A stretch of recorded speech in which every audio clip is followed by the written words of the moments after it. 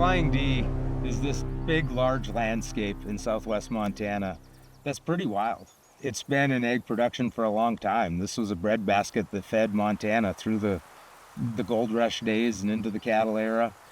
So when we bought it, there's a lot of egg production on the place in the forms of irrigated landscapes, as well as grazing lands.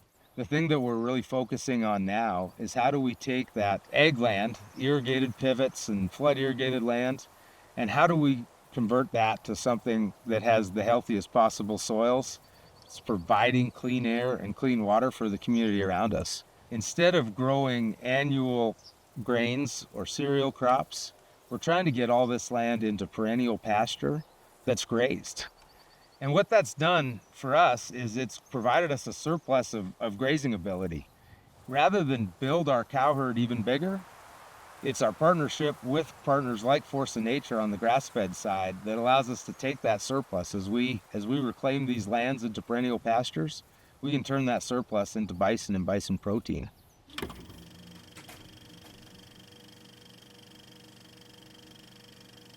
The way we try to meet our mission with Turner Enterprises is to demonstrate the equitable marriage of commerce and conservation for true long-term sustainability. For any decision that we make on a day-to-day basis, we have to ask ourselves two questions. We have to say, is this good for the land? If the answer is no, we're not going to do it. But we also have to ask ourselves, will this be profitable? And if we say no, we're not going to do it. And so we balance those two things with every decision we make.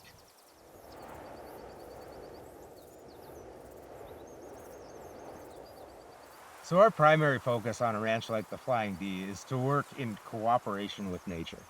We're really co-creating together. And the idea of rewilding fits right into the regenerative principles that we have. In fact, I want to call it regenerative plus. We work on a landscape that's intact. It's an intact ecosystem that has almost everything that used to be here and everything that ought to be here is here. And we work together with that system to accomplish our goals. We don't fight nature. We allow things like predation to take place. That predation helps us move our herds around the landscape. So on some of our other ranches where we don't have the full suite of predators in the ecosystem, we have to take steps like a lot more fencing, a lot more herding, stuff like that. But in a system like the Flying D, where we are wild, nature's driving the ship. We have a general idea of what it ought to look like in the end, but we don't make the final decision. Rewilding is letting nature make that final decision for us, but making sure that we're monitoring the situation. So if it's going backwards, if it's looking like it looked before we rewilded this place, then we're moving in the wrong direction, and that's where we step in and help with our management.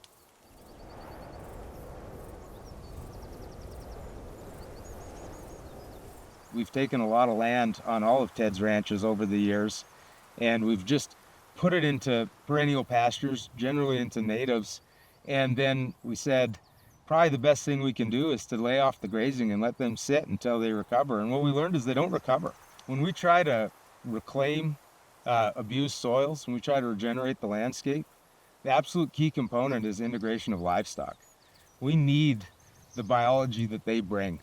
It's the stuff they shed off their coats. It's the stuff that comes out the back end of them. It's their saliva that really invigorates the microbes in the soil to start going. And when we do that, it's an exponential recovery rate.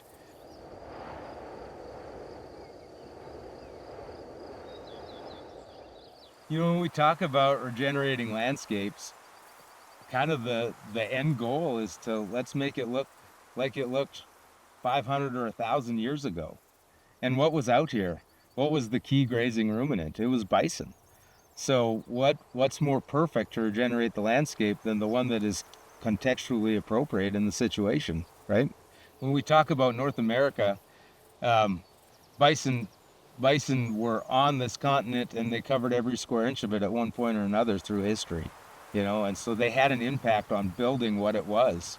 And so if our goal is to get it back to that pre-European time, we can't do it without the bison.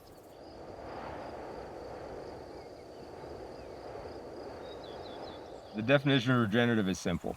It's just promoting life. It's promoting life at every scale within the ecosystems that we're co-creating in, from the microorganisms in the soil beneath our feet, all the way to the end product, to the consumer that's eating the meat, and everything in between. We want the system healthy, vibrant, energetic, and absolutely full of life.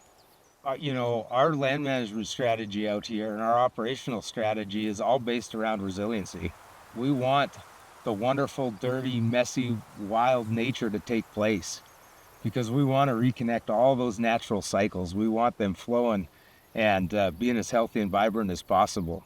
And truly reconnecting that food web, it starts at the soil under our feet.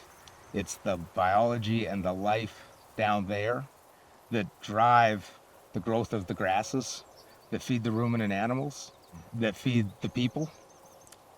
And it's all about the nutrient cycling between all those components within that ecosystem. And that includes the end consumer. And that end consumer could be way on the East Coast and not have a direct impact here, but it doesn't matter. That's still part of the ecosystem.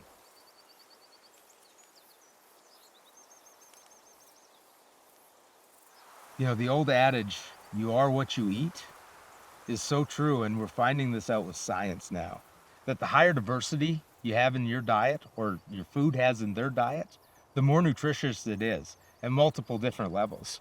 So the number one thing we can do in order to provide the healthiest meat on the planet is to provide the most diverse biological landscape for our bison to be grown on.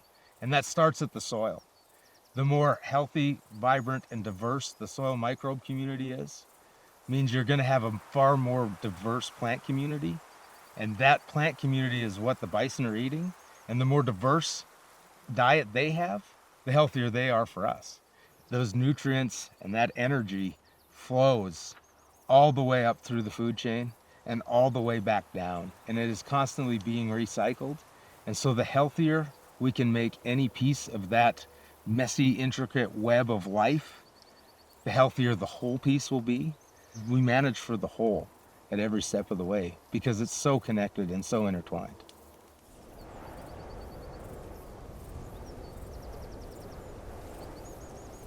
I highly value our partnership with Force of Nature.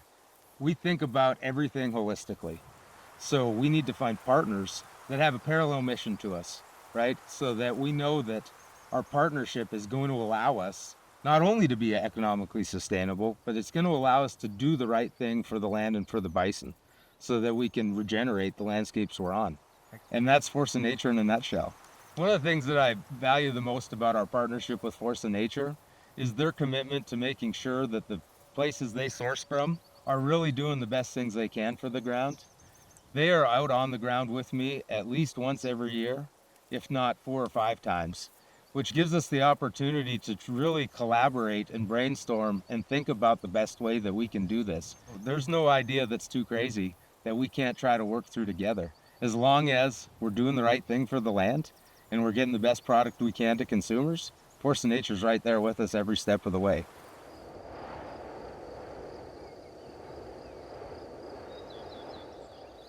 So Force of Nature has allowed us to reach a new customer base. And it's also allowed us to use our bison as a very strategic tool for our landscape management goals. And Force of Nature's been willing to expand the limits of what a premium quality product is in the eyes of the consumer. It's allowed us to use those bison for a longer period of time. An animal that's a little older has had more time on grass, has been exposed to a wider array of phytochemical nutrients, is not only more nutritious, but it's more flavorful. And Force of Nature is willing to push that boundary and to put that to the customer and let them decide what they like to eat. One of the greatest benefits of our partnership with Force of Nature is they're helping us tell our story. Our team is really passionate about the work we do and proud of what we've accomplished. And we don't have an outlet to share that with the end consumer. Force of Nature helps us share the love with that end consumer. That helps us achieve our goals and helps Force of Nature achieve theirs.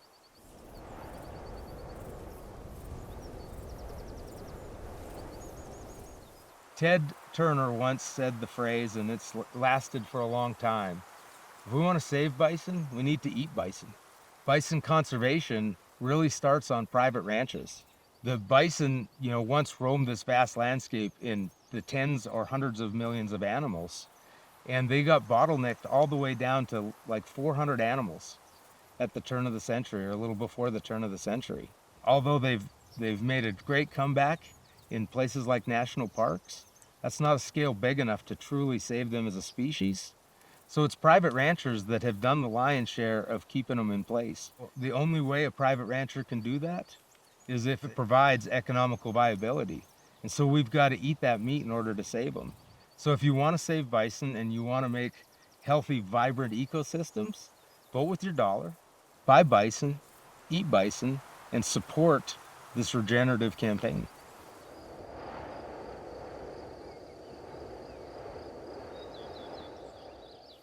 My motivation every day when I get up, what excites me is to go out and co-create with nature and revitalize these ecosystems that we're in. It's not all glamorous every day. There's a starting point, there's a slog, there's a lot of embracing the suck as we build and grow, but watching those processes reconnect, watching nature come back alive, and then watching the interactions within nature, that's what excites me. I grew up in a wild landscape, and I cherished every minute of it. And I want my kids to grow up in a wild landscape. And even if they choose to move to a city, I want them to be able to still come to wild places with healthy, functioning ecosystems that are producing food and fiber. I just want to leave an impact. I want to leave the world a little healthier. Cleaner air, cleaner water, healthier soils, and healthier communities.